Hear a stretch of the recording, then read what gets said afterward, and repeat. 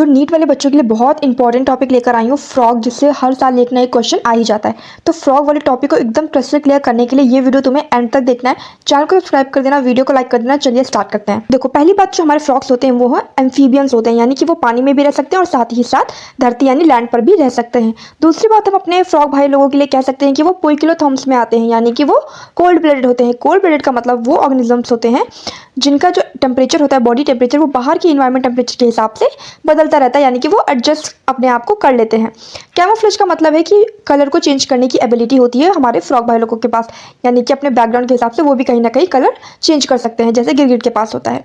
Common frog का नाम, जो हमारे इंडिया में सबसे कॉमन फ्रॉग पाया जाता है, उसका नाम है, साइंटिफिक नेम है ट्राना टिग्रिना। तो ये सबसे मोस्ट इंपॉर्टेंट आपका नाम है।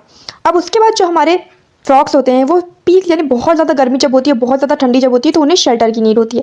यानी कि जब बहुत ज़्यादा गर्मी होती है तो वो समर स्लीप में चले जाते हैं, जिसको हम एस्टिवेशन बोलते हैं, और जब बहुत ज़्यादा ठंडी होती है तो वो विंटर स्लीप में चले जाते हैं, जिसको हम हाइबरनेशन बोलते हैं। तो ये दोनों भी टू इंपॉर्टेंट टर्म्स हैं आपके। अब क्या ये फ्रॉग्स हमारे लिए बेनिफिशियल है? बिल्कुल बेनिफिशियल है। क्यों?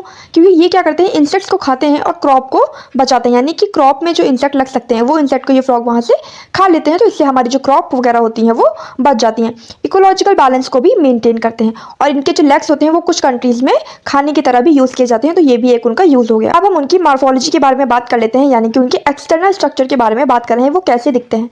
पहले हम कलर की बात कर रहे हैं। तो डोर्सल साइड, यानी कि जो पीछे की साइड होती है, वो ऑलिव ग्रीन कलर की होती है, जिसमें कुछ डार्क स्पॉट्स प्रेजेंट होते हैं, और जो वेंट्रल यानी आगे की साइड होती है वो पेल येलो कलर की होती है। मॉइस्ट स्किन, यानी कि हल्की हल्की नमी सी इनकी स्किन होती है इनके स्किन पर, क्योंकि इनके स्किन पर म्यूकस प्रेजेंट होता है।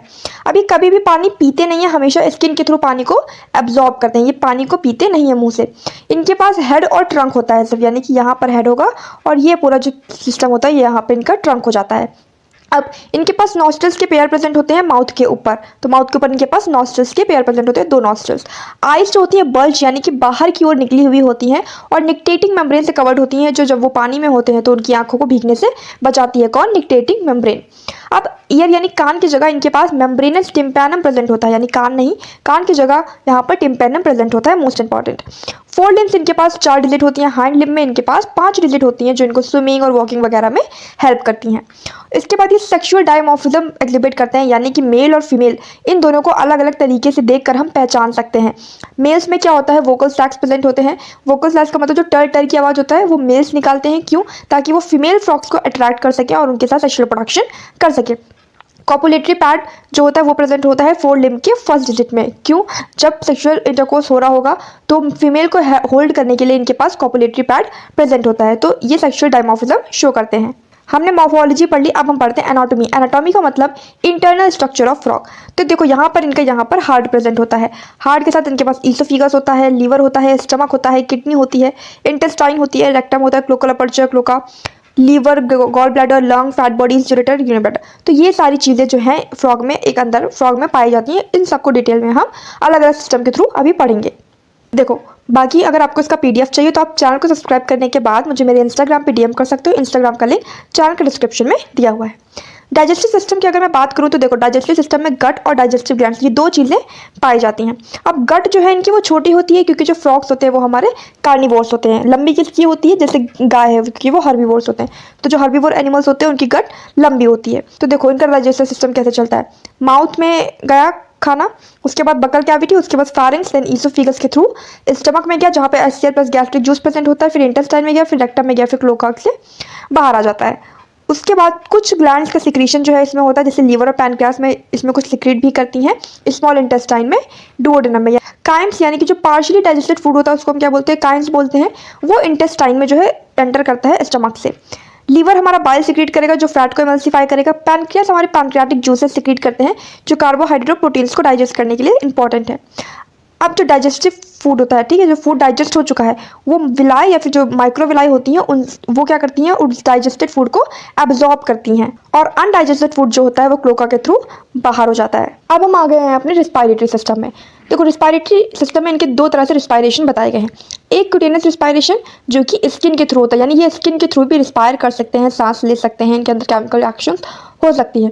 ये या तो सोते टाइम होता है या फिर एक्वेटिक, यानी जब ये पानी में होते हैं तब क्यूटेनियस रिस्पायरेशन करते हैं। अब पल्मोनरी रिस्पायरेशन, यहाँ पे पल्मोनरी होगा, ठीक। पल्मोनरी रिस्पायरेशन या फिर जिसको हम बोलते हैं बकोफेरेंजियल, ये लैंड पे जब ये होते हैं तो लंग्स के थ्रू जो रिस्पायरेशन करते हैं उसको हम बोलते हैं पल्मोनरी रिस्पायरेशन। अब हम अपने दूसरे सिस्टम में आते हैं, एक्सक्रीटरी सिस्टम। एक्सक्रीटरी सिस्टम में क्या होता है, देखो एक्सक्रीटरी सिस्टम का क्या मतलब हुआ कि वो अपना वेस्ट मटेरियल कैसे सिक्रीट कर रहे हैं। अब तीन तरह के जो वेस्ट मटेरियल है वो सिक्रीट होते हैं, यूरियोटेलिक, यूरिकोटेलिक और अमोनोटेलिक, यानी यूरिया, यूरिक एसिड और अमोनिया। तो जो हमारे फ्रॉग भाई साहब होते हैं वो यूरिया सिक्रीट करते हैं बिल्कुल हमारी तरह, यानी कि वो यूरियोटेलिक होते हैं।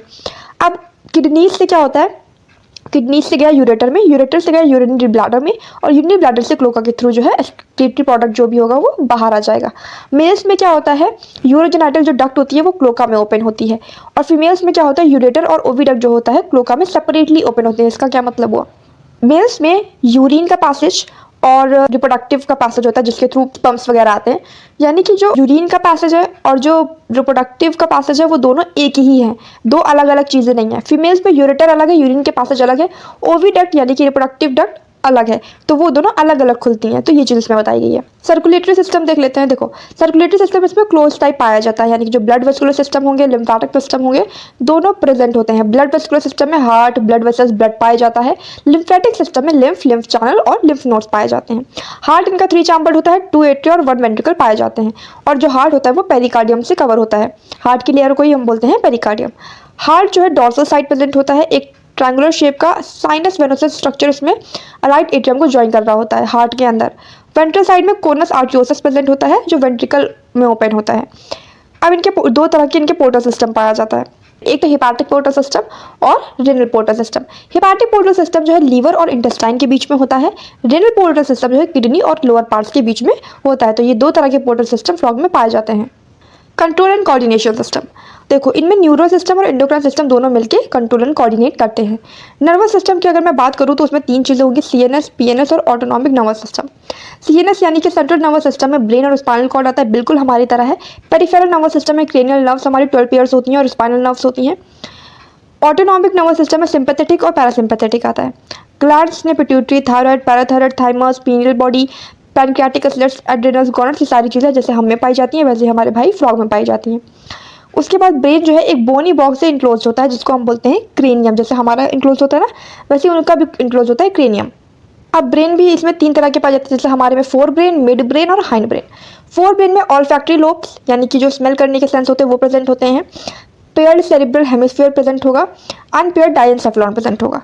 मिड ब्रेन में ऑप्टिक लोब्स पाई जाती हैं और हाइंड ब्रेन में सेरिबेलम मेडुला ऑब्लिंगेटा पाया जाता है जो फोरामेन मैग्नम से पास होती है, जो मेडुला ऑब्लिंगेटा होती है। इस तरह का होल होता है जिसको हम बोलते हैं फोरामेन मैग्नम, तो इसके थ्रू जो है हमारी स्पाइनल कॉर्ड जो है पास होती है और इसी में मेडुला ऑब्लिंगेटा होता है। सेंसरी ऑर्गन की बात करूँ, देखो टच के लिए, टेस्ट के लिए, स्मेल के लिए, विजन के लिए और हियरिंग के लिए सबके लिए प्रेजेंट होते हैं। टेस्ट बड्स प्रेजेंट होंगे, सेंसरी पैपिलर प्रेजेंट होंगे, नेजल एपिथेलियम प्रेजेंट होगा। विजन के लिए आइज होती हैं, बहुत वेल डेवलप्ड बल्जी आइज होती हैं। हियरिंग के लिए टिम्पैनम होगा विद इंटरनल ईयर।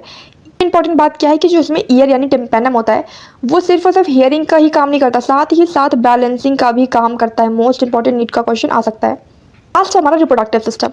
मेल में जो रिप्रोडक्टिव सिस्टम होता है उसमें टेस्टिस होता है, पेयर ऑफ टेस्टिस जो कि पेरिटोनियम से बाउंडेड होती हैं जिसको हम मेसोऑर्कियम बोलते हैं, मेसोऑर्कियम से बाउंड होती है, सराउंड होती हैं।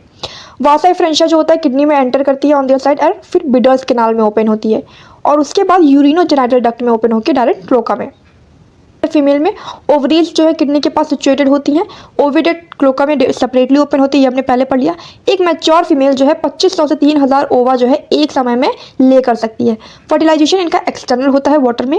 डेवलपमेंट इनका इनडायरेक्ट होता है यानी कि लार्वल स्टेज भी होती है जिसको हम बोलते हैं टैडपोल। गाइस ये था आपका पूरा फ्रॉग वाला टॉपिक। और कौन सा टॉपिक आपको समझना है कमेंट कर देना, चैनल को सब्सक्राइब कर देना, वीडियो को लाइक करना, बहुत ज़्यादा से ज़्यादा शेयर करना। मिलते हैं नेक्स्ट वीडियो में आपके बताए हुए टॉपिक के साथ।